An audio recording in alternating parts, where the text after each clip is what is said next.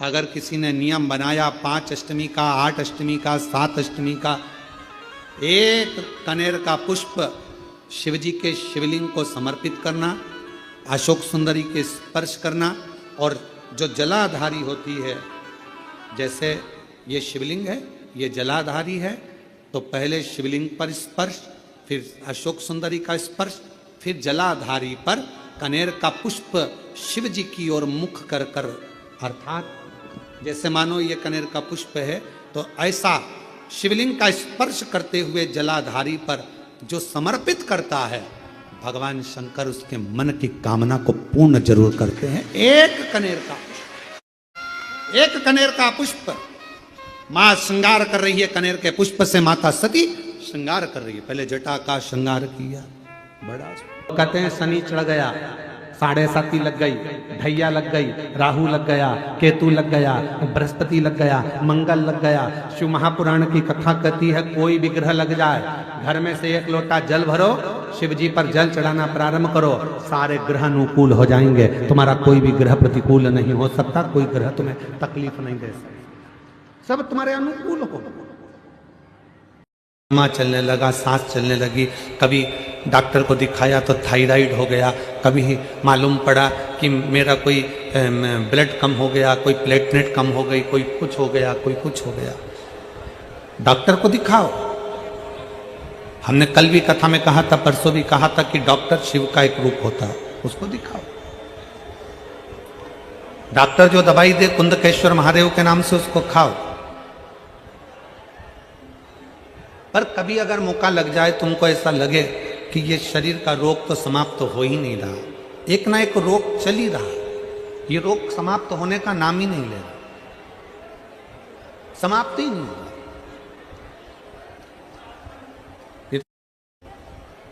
फिर पिपलेश्वर महादेव का नाम लेकर,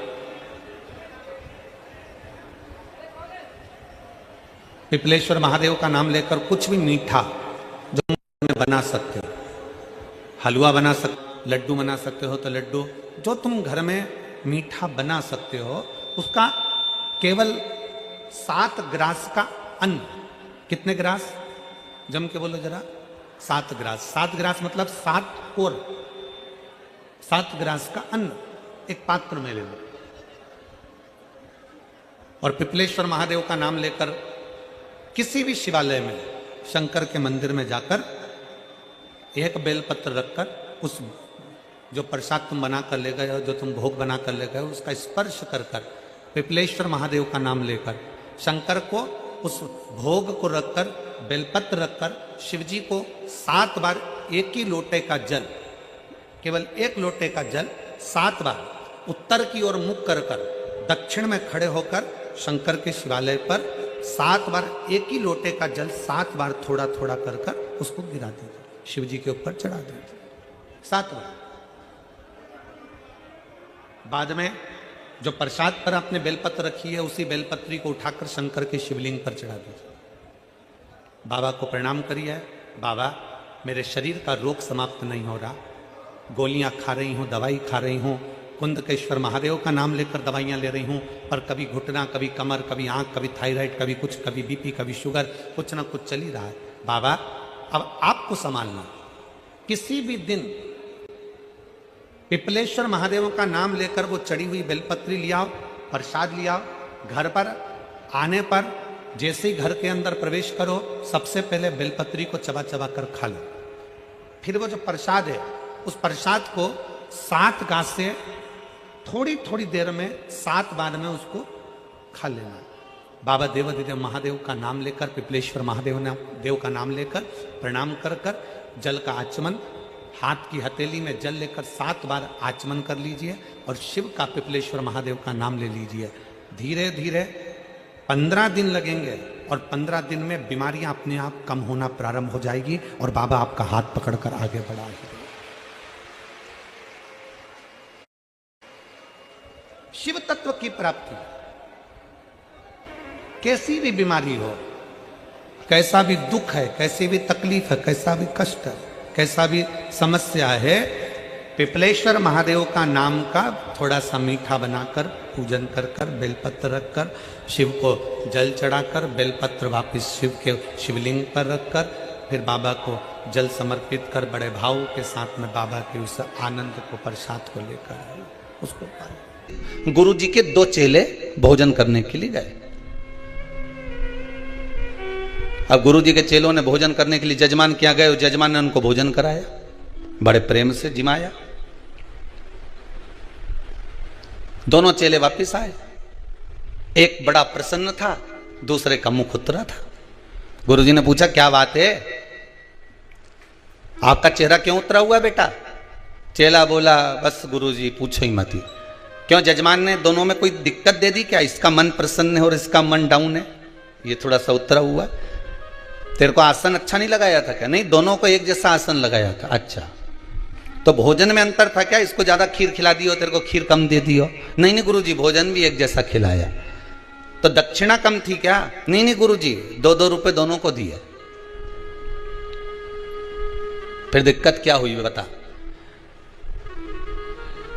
तो चेला बोला कि गुरुजी मेरा मुंह इसलिए उतरा है, मैं तो सेठ जी के यहां भोजन करने गया था तो मुझे लगा था कि सेठ जी 10 रुपया देंगे, पर उनने तो जम के तो बोलो 2 रुपए ही दिए।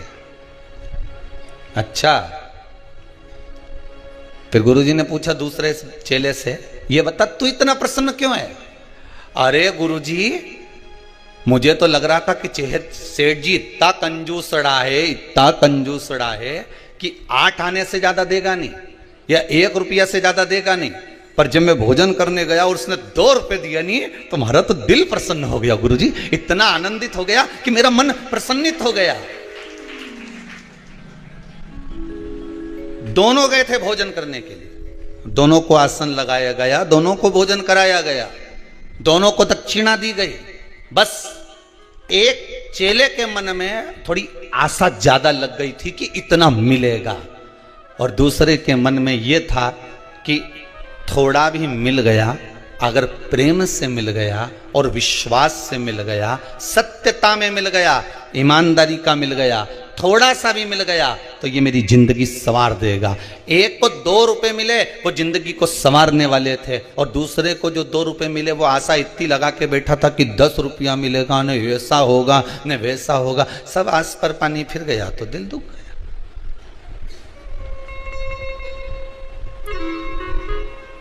शास्त्र कितनी सुंदर बात कहता है, आशा एक राम जी से दूजी आशा छोड़ दे, नाता एक भोले जी से दूजा नाता तोड़ दे, साधु संगे राम रंगे अंग अंग रंगी है, जाई विधि राखे भोले ताई विधि रही है। तुम्हारे मन चित्त वृत्ति जिस भाव में भगवान रखे उस भाव में रहने का प्रयास करिए। जहां भगवान जिस भाव से रखने का प्रयास करे आपको, उस भाव से रहिए महाराज, पर अपने जीवन को सत्यमय बनाओ, क्योंकि शंकर को सबसे ज्यादा इस महा बेलपत्र से भी ज्यादा प्रिय मेरे शिव को अगर कुछ है तो क्या प्रिय है? जम के बोलिए जरा, सत्य प्रिय। शिव को अगर बेलपत्र से भी ज्यादा अगर कुछ प्रियता लगती है, मेरे भोलेनाथ को अगर इस बेलपत्र से भी ज्यादा प्रिय है तो वो सत्य प्रिय है। सत्यम शिवम सुंदरम, सत्य प्रिय है। शंकर की प्रियता सत्य में है, शिव की प्रियता सत्यता में। और जब हम सत्य की ओर अग्रण्य होते हैं महाराज, जीवन सार्थक हो जाता है। शिव महापुराण एक बहुत सुंदर बात कहती है। और शिव जी को जल चढ़ाने के लिए जब हम शिव जी के मंदिर में पहुंचकर शंभु जल समर्पित करते हैं, भगवान शंकर को जब हम जल चढ़ाते हैं,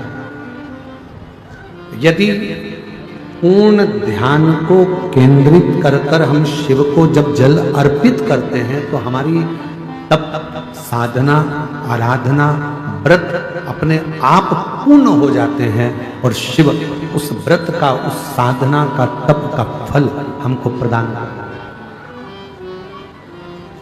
शिव उस फल को दे।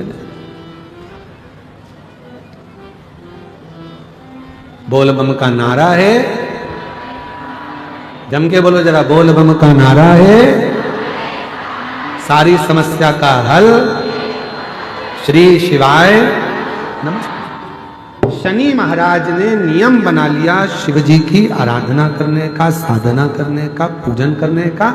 और इतनी तप साधना में शनि महाराज जी डूब गए कि भगवान ने उन पर कृपा करना प्रारंभ कर दी। जिसने शिव की दिशा को स्वीकार कर लिया, जिसने भगवान शंकर की दिशा को स्वीकार कर लिया, जो शिव की दिशा की ओर अग्रण्य हो गया, मेरे भोले बाबा ने एक ना एक दिन उसकी दशा को बदल दिया, दशा को बदल।